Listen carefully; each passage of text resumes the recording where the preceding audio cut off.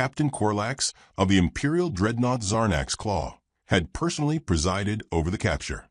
After all, humans were rare, mysterious creatures from the blue planet in the Sol Sector, a sector now quarantined due to inexplicable chaos involving barbecue sauce and sentient ducks. No one dared venture close anymore. But one human had been found drifting alone in a stolen scout pod near the Edgeward Belt, chewing something sticky and unidentifiable. She had surrendered instantly, which was suspicious in itself.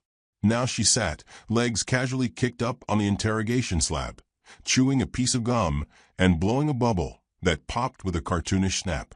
Her hoodie, some bizarre Terran relic branded with the word Nirvana above a yellow smiley face, was stained. Her hair was a tangled mess, and she was tapping her fingers in rhythm against the cold obsidian table like she was waiting for coffee at a diner.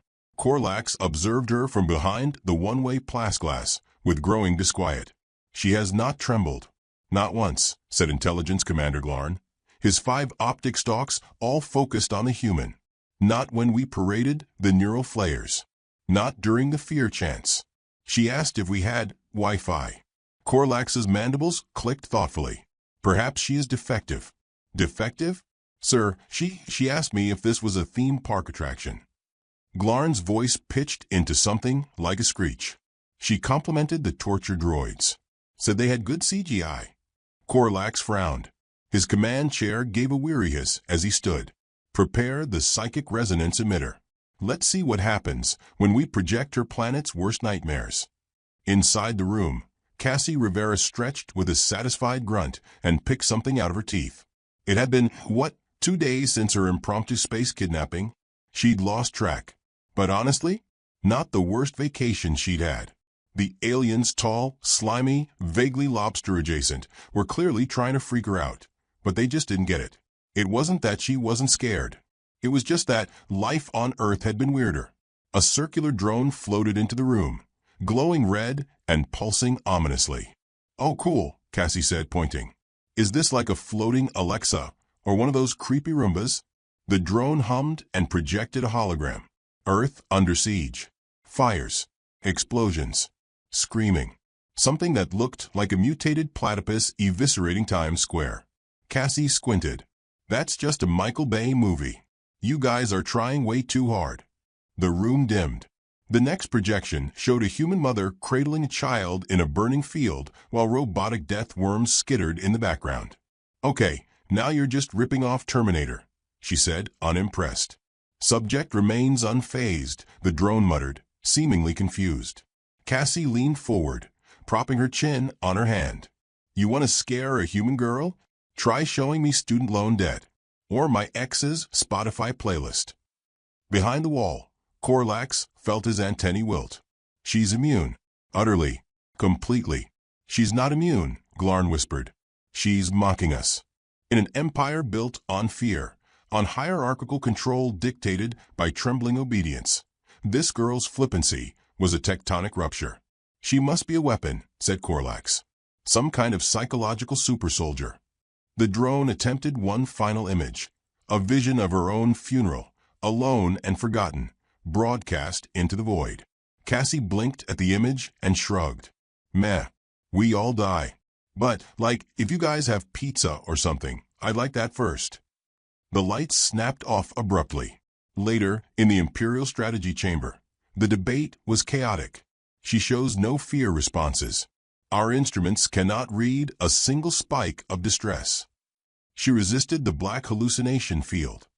She fell asleep during it," someone corrected. The Emperor himself, an ancient, withered being kept alive only by power and spite, croaked via hollow projection from the throne nebula. "This human, she is a threat to galactic stability.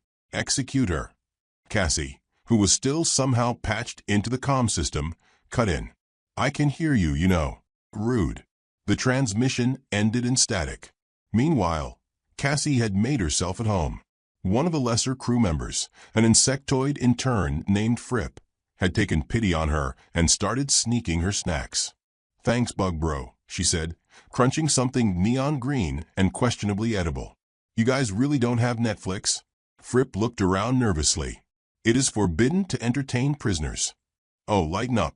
Got anything 90s? Like old sitcoms? Maybe Seinfeld. Fripp tilted his head.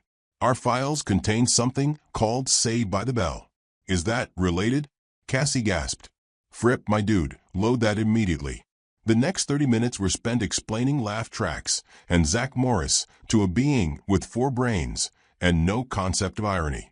In the surveillance room, Corlax watched the footage in horror. She is indoctrinating our personnel. She gave Fripp a nickname. Glarn cried. A nickname. She called him Bug Bro.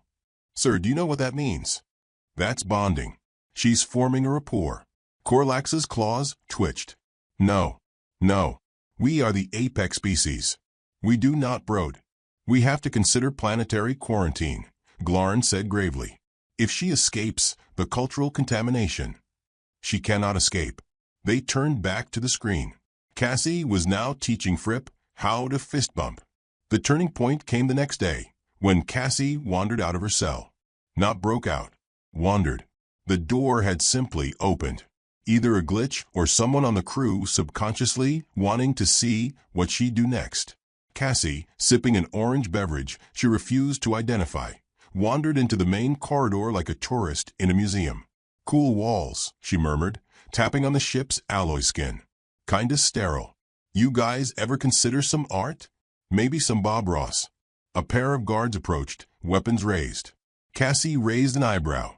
Guys, I'm literally holding juice. Is this really a fight you want? The guards exchanged glances, utterly unsure. She gave them a thumbs up and walked past. On the bridge, Corlax stared at the internal cams, frozen. She's loose. She's on the bridge path. Do we stop her? Glarn asked. Corlax didn't answer.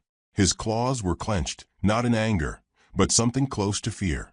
Cassie arrived at the bridge 10 minutes later, having taken a detour through the ship's hydroponics bay, just looking for snacks, she explained to no one, and entered the control room like she owned the place.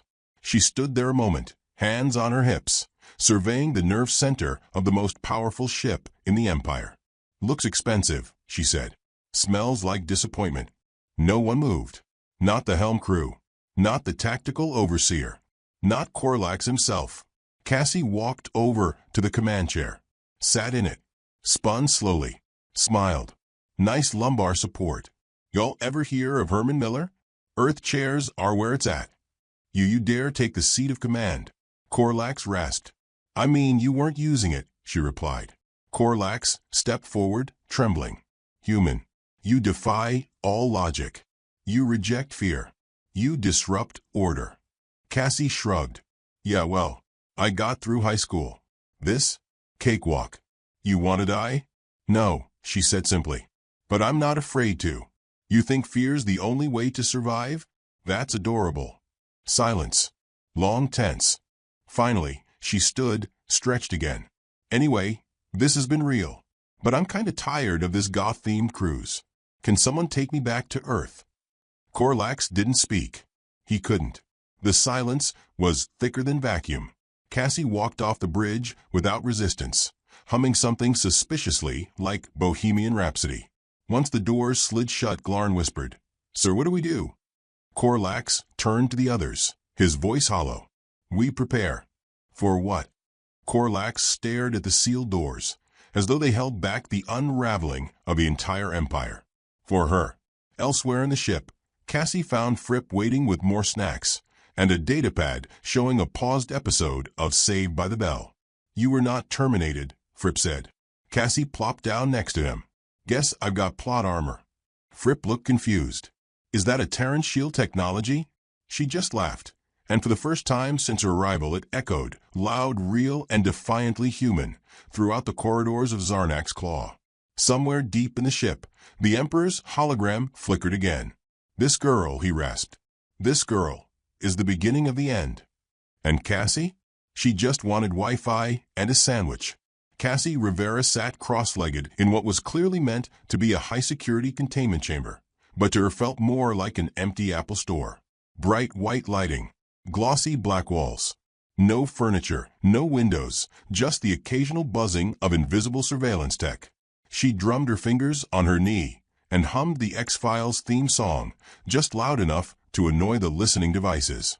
The aliens hadn't spoken to her in hours, which was weird, considering the last 3 days had been one long parade of intimidation tactics, ominous chanting, and overly dramatic lighting. Now they were quiet. That, in itself, was unsettling. She tried to keep her mood up by ranking the crew members on who most resembled which Scooby-Doo villain. Captain Corlax, obviously, was the fish-faced version of Old Man Jenkins. Suddenly, a mechanical voice crackled from above. Subject Rivera. Prepare for Phase 3 of psychological deconstruction. Resistance is irrelevant. Phase 3, she called back. Is that before or after you guys offer me a mint and a blanket? A segment of the wall slid open with a hiss. A group of aliens entered, flanked by floating silver orbs emitting a low harmonic hum. One of them, a tall blue-gray figure with twitching ocular ridges, stepped forward. He wore ceremonial red armor, though Cassie thought it looked more like a repurposed fire hydrant. I'm Grand Psychovator Helk, he said, his voice as smooth as motor oil. You will now undergo the fear extraction ritual. Cassie blinked. You gave yourself the title Psychovator on purpose? Helk hesitated. Yes. Okay, Dr. Psychovator. Let's roll. She was escorted into a different room, darker, colder, with a chair that looked like it had strong opinions about spinal alignment. She was strapped in, mildly annoyed. One of the drones lowered a wire toward her temple. I'm still not signing up for your newsletter, she muttered. Helk stepped forward and activated the machine. We will project your species' greatest existential threats directly into your psyche. We will extract terror, analyze it, and finally catalog it. Cassie sighed. So, basically therapy with more lasers. The machine whirred. The lights dimmed. Her vision tunneled, filled with flickering images, war, famine, loneliness, betrayal. Scenes of humanity at its lowest, broadcast from some universal emotional database. And Cassie? Cassie reacted to exactly one thing. The image of her phone showing no service. Her scream was so loud the drone faltered in midair. Oh my God! Is that a dead zone? A dead zone, she shrieked, thrashing. Am I back on Verizon? The aliens panicked. Data streams fluctuated. One of the orbs exploded midair. A siren went off somewhere, and the restraints unclamped as sparks flew. She jumped out of the chair, brushing smoke off her hoodie. Phew. That was traumatizing. I haven't seen a signal bar in days. You monsters. Helk stared at her, trembling. She resisted all projections, except the loss of communications. Corlax appeared in the doorway, having watched the entire process through a remote link. His expression was unreadable. She fears disconnection, he murmured. Not death, not pain, but isolation from her network. Should we repeat the sequence? Helk asked. Corlax shook his head. No. We've learned something more important. She is not just impervious. She is disruptive. Cassie was already wandering toward the exit. If you guys had just let me keep my phone, none of this would have happened. She turned to Helk. Also, tell your floating Roomba it needs to stop scanning my hair. Boundaries, man. Back in her cell, now upgraded with a padded chair, snack replicator, and, at her request, a lava lamp. Cassie found Fripp waiting for her. The bug-eyed alien, in turn, was looking unusually distressed. I overheard the council, he said quietly. They believe you may be a precursor agent, a mythical entity sent to destabilize order. Me? Cassie asked, raising an eyebrow. Dude, I got fired from my last job for falling asleep during a Zoom meeting. Fripp tapped his claws nervously against the wall. They're planning something. Maybe dissection. Or dimensional banishment. They don't know what to do with you. Cassie leaned back in her new chair, sipping a glowing drink with a tiny umbrella. Honestly, neither did my college advisor. Fripp hesitated. Why aren't you afraid? Cassie gave him a long look. Not mocking. Not sarcastic. Just honest. I am afraid sometimes, she said. I'm human. We freak out about dumb stuff. Giant bills. First dates. Climate collapse. But this. She gestured around. You guys are trying way too hard. It's like watching a theater kid try to be scary with a fog machine and no script. Fripp tilted his head. So you mock the fear? No. I laugh at it, she said. Laughter's our way of saying not today, alien lobster overlords. Fripp stared at her, eyes wide. That is profound. Yeah. Well, I also once cried over a broken microwave burrito. It's a package deal. The door hissed open. 2 guards entered, weapons holstered. Cassie stood up, sighing. Let me guess. New test. Korlax himself appeared, flanked by Commander Glarn and an unusually tall shadowed figure, likely a diplomat or internal affairs enforcer.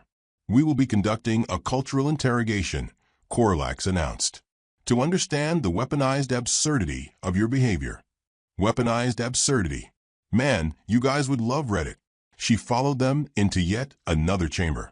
This one was set up more like a lounge, complete with a central AI hologram, a large projection screen, and an audience of scientists, psychologists, and military officials. Cassie plopped down on the single chair in the center, lit by a spotlight. Glarn activated the AI. We will now display various Terran behaviors and request commentary. A video clip played. Humans screaming on a roller coaster. Why do your kind simulate near-death experiences for enjoyment? Glarn asked. Cassie snorted. Because screaming's cheaper than therapy. Another clip. 2 people arguing over something called pineapple pizza. This appears to be internal conflict. It's tradition, Cassie said solemnly. We divide ourselves on the real issues. Next, a man punching a vending machine. Cassie leaned forward. That machine ate his Doritos. He was morally obligated. The aliens whispered among themselves. Notes were taken. Some simply stared, baffled. Cassie smiled. She could feel it. This wasn't just fearlessness anymore. This was psychological unraveling. The Empire, built on hierarchies of logic and terror, couldn't process something as simple as human nonsense. The AI asked a final question. Is it true your species voluntarily engages in karaoke? Buddy, we invented emotional chaos, she replied. Have you heard a drunk sorority girl try to sing Celine Dion at 2 a.m.?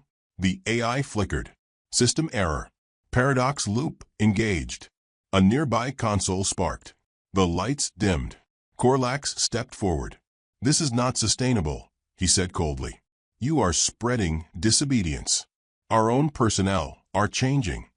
Cassie gestured toward Glarn, who now wore a backward hat and had Wailelo written on his notepad. You sure it's me causing that? Korlax narrowed his eyes. Perhaps you require isolation. A void cell. Cassie didn't flinch. Whatever. Just let me bring my lava lamp. Glarn leaned toward Korlax, whispering urgently. Sir, the AI just started quoting The Fresh Prince of Bel-Air. It's infected. Infected. With her culture. We ran diagnostics. It tried to beatbox during the council meeting. Korlax looked at Cassie. What are you? I'm just a girl from New Jersey, she said, grinning. We're kinda built different. Korlax stepped back. For the first time, he didn't speak. He left the room, cloak swirling behind him like a storm cloud. Cassie turned to Glarn. Hey, you guys got chips? Later, deep within the ship's nerve center, a dozen high-ranking officials gathered in panic whispers. She's uncontainable. She's infiltrating our logic systems. Some of the younger crew have started dressing like her. Korlax stood at the center, fists clenched. This is more than containment, he said. This is contagion. Back in her upgraded cell, now featuring a snack bar and a playlist of 90s bangers, Cassie lay on the bed, staring at the ceiling.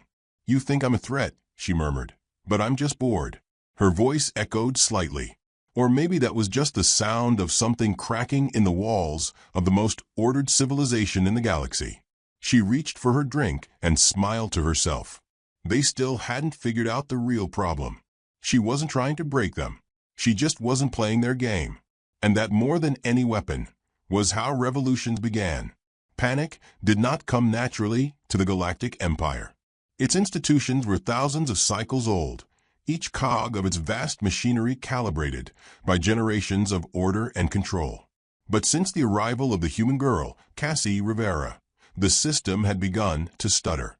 And in a civilization where predictability was law, stuttering was as good as apocalypse. Captain Corlax stood at the central command console of Zarnak's Claw, reading the latest transmissions with growing dread. Planetary governors were reporting unrest. Cultural purity servers were failing to suppress Cassie pattern behavior. Hollow memes of the human girl sitting in his command chair, captioned with "chill like Cassie," had spread to 17 sectors in under 42 hours. "She lounges in authority's seat," one report read, "and the youth see it as gospel." Corlax grimaced. "She's become a symbol." Glarn, standing beside him and wearing a visibly fraying officer's sash, nodded stiffly. "Rebels on Morvax 5 are chanting her name during raids. Our propaganda networks attempted to counter with fear-based broadcasts." She laughed at the tagline, "The human who brought fearlessness," and posted a video dancing to it. "She what?" "She danced, sir." With commentary. "I'm not a brand, but thanks for the merch." It's now trending under the tag, #Galactic cringe. Corlax pressed his claws to his temple. "She's uncontainable. I should have terminated her the moment she stepped on my ship." "You tried, sir. Multiple times. And somehow, every attempt results in more influence. She's like entropy in a hoodie." Glarn hesitated, then pulled up a video clip on the central display. "You need to see this." The footage showed Cassie in the galley, surrounded by young crew members, aliens of various species, ranks, and clearances, teaching them how to play hacky sack using a synthetic nutrient ball. "Just use your foot, yeah. Like that. No, don't use your head, Graal, you're going to knock yourself out. Okay, there it goes." Someone laughed. Then another. Then a half-dozen were stumbling around, giggling, trying to keep the ball in the air, while Cassie clapped and cheered like a soccer coach with caffeine in her veins. The laughter was genuine, uncoded, unrehearsed. Corlax slammed a fist against the console. "Our flagship has become a social experiment." "She's not even trying, sir," Glarn muttered. And that was the problem. Cassie hadn't come with a plan. She didn't have a weapon or a secret agenda. She was just a human with stubborn indifference and a refusal to submit. And that, to the Empire, was more dangerous than any coordinated rebellion. The Empire was fraying at the edges, and fraying was contagious. On the desert world of Balzorin, a trio of resistance members spray-painted a mural of Cassie, giving a thumbs up with the words, "Fear is a choice. Sass is eternal." In the ultra-dense hive cities of Krell, alien teenagers dyed their shells neon colors and started speaking in half-remembered Terran slang. One was overheard shouting as if during a military curfew enforcement. And on broadcast relay moons across Sector 9, unauthorized streams aired a deepfake sitcom titled "Everyone Loves Cassie," featuring re-edited security footage of her on the ship, with canned laughter and theme music. The Council's attempts to suppress the phenomenon only worsen it. Cassie had become the galaxy's most accidental viral infection. Meanwhile, Cassie herself had no idea she was teetering on the edge of becoming a galactic legend.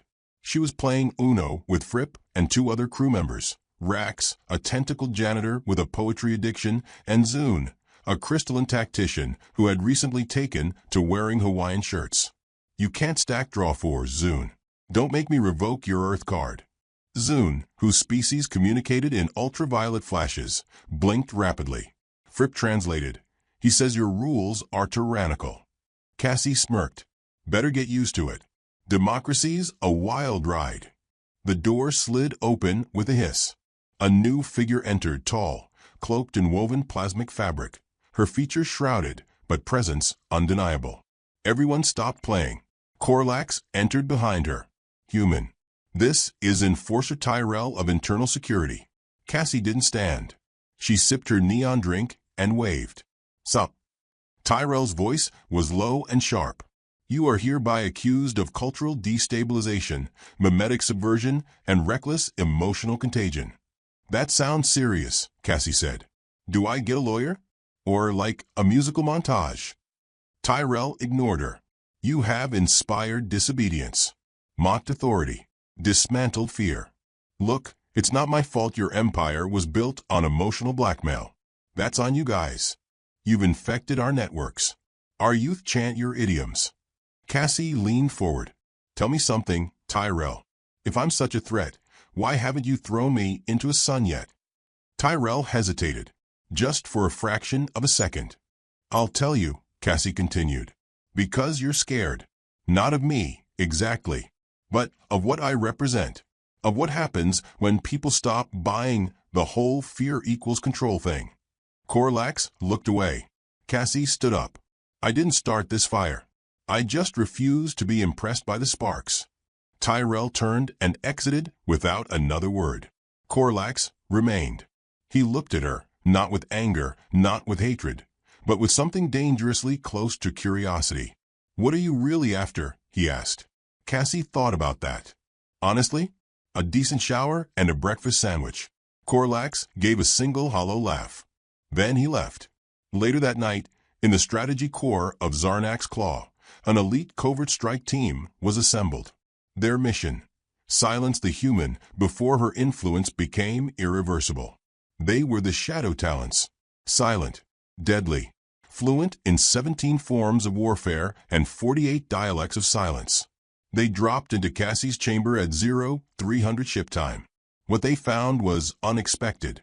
Cassie was in the middle of brushing her teeth. She froze, electric toothbrush buzzing in her mouth. Yo, she said, toothpaste foam around her lips. This a dream or y'all real? The lead Talon lunged. Cassie dodged instinctively, stumbled into a wall, and pressed a button. The room's lights turned pink. Careless whispers started playing. Wait, wait, wait, she yelled, arms up. Time out. Y'all can't just who attacks someone mid-mouthwash. One of the Talons hesitated. Another blinked. Is this Terran combat banter? I'm in pajamas. Cassie yelled. Can we at least fight to a better soundtrack? The squad froze. There was something about her tone, exasperated, unimpressed, unafraid, that cracked their momentum. She wasn't just resisting.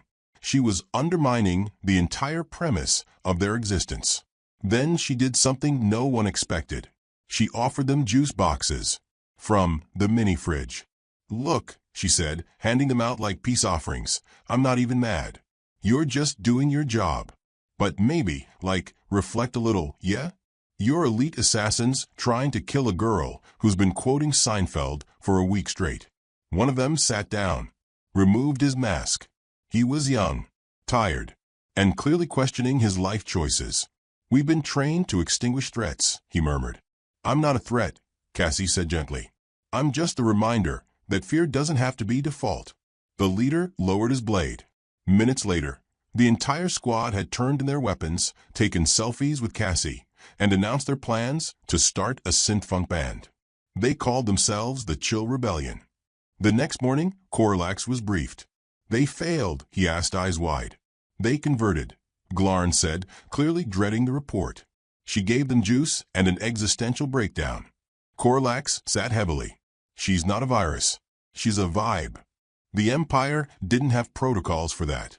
On 1,000 screens across the galaxy, a new broadcast emerged. Unauthorized, glitchy, charmingly chaotic. Cassie stood before the camera, hoodie pulled up, sipping from a novelty mug that said world's okayest threat. Hey Galaxy, it's me, the human you're freaking out about. Look, I didn't mean to start a cultural revolution. But I'm also not sorry. You've got emperors and enforcers, but you're scared of me, a girl with sarcasm and snacks. That says more about your system than it does about me. She grinned. If your empire's that fragile, maybe it deserves a little shake. Then she turned to Fripp off camera. We done? Cool. Let's go teach the bridge crew how to play Twister.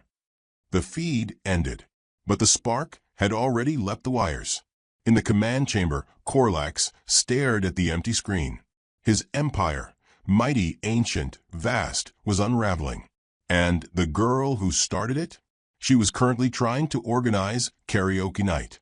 It was, perhaps, the first time in recorded history that an entire civilization realized they were no longer in control of their own narrative. They were in hers, and she was just getting warmed up.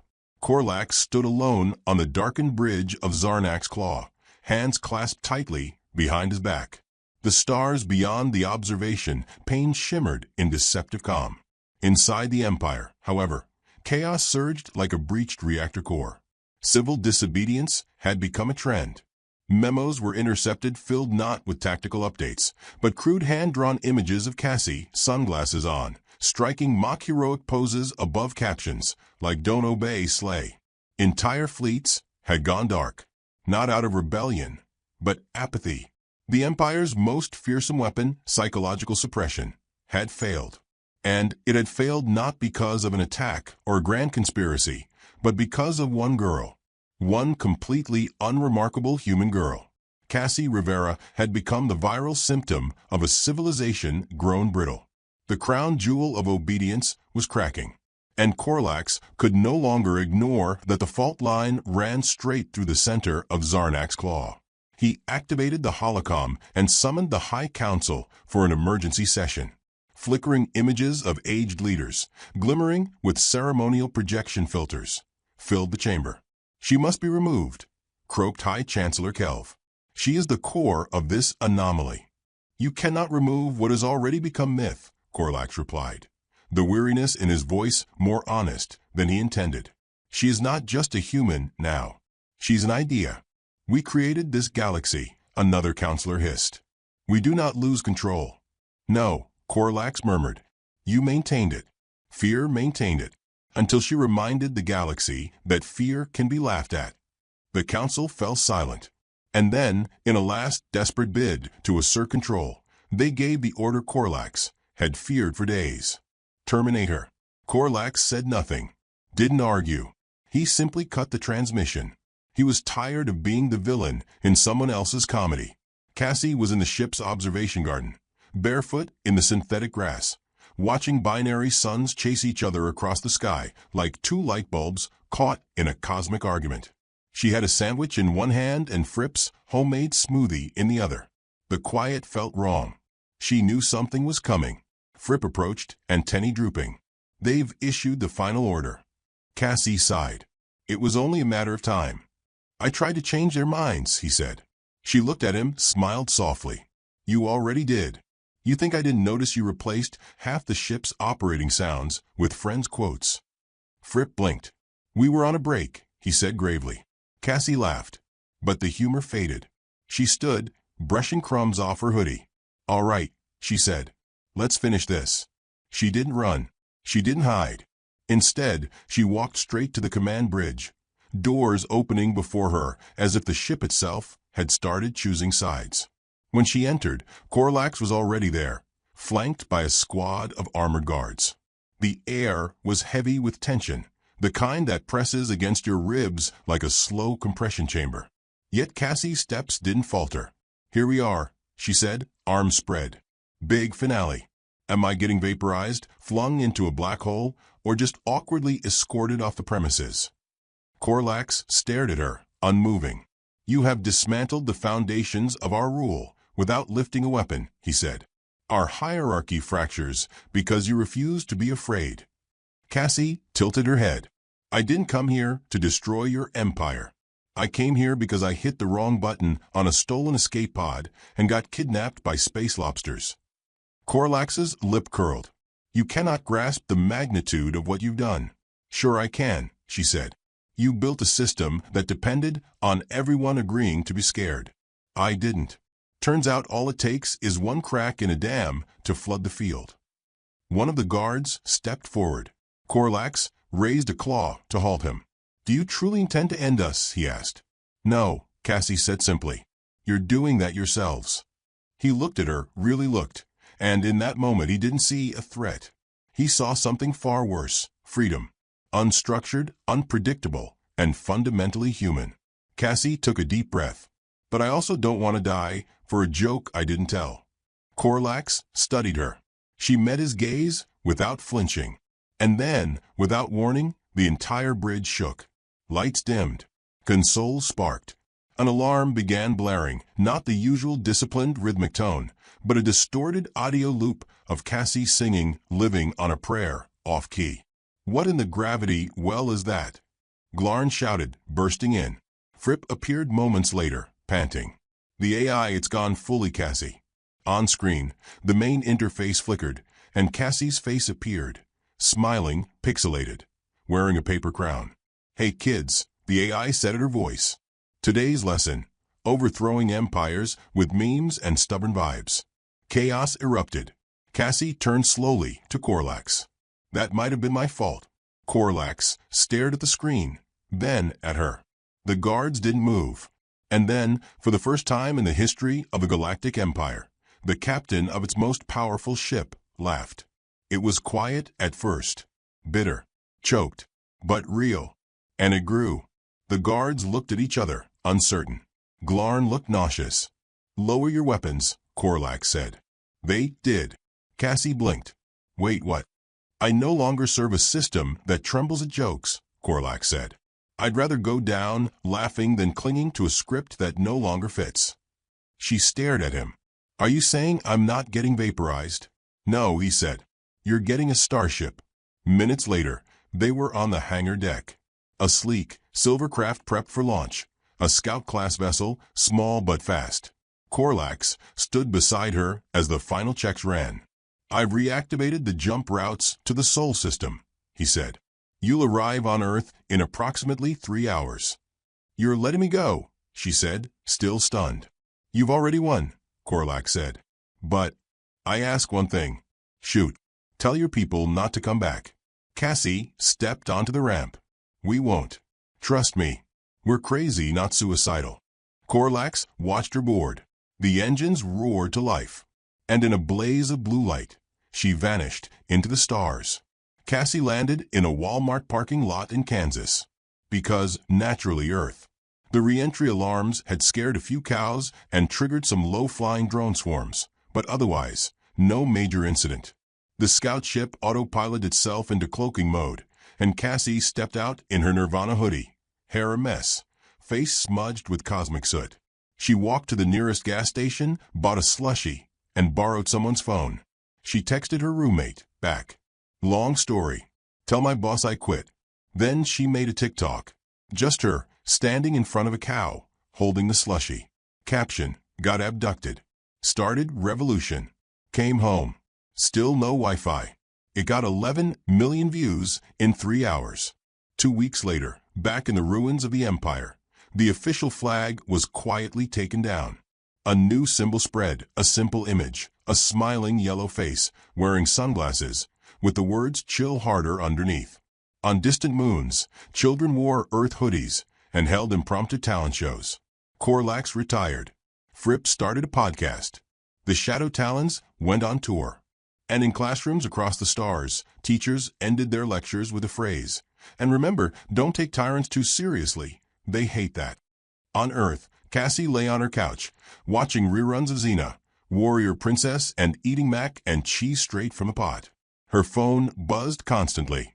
News outlets, galactic radio hosts, diplomatic envoys. She ignored them all. Eventually, she sighed and looked at the stars outside her window. They seemed smaller now. "Next time," she whispered, "I'm bringing snacks for the ride." Then she tossed her phone aside, sank deeper into the couch, and pressed play. The screen lit up. A spaceship hurtled through space. She chuckled to herself. "Amateurs.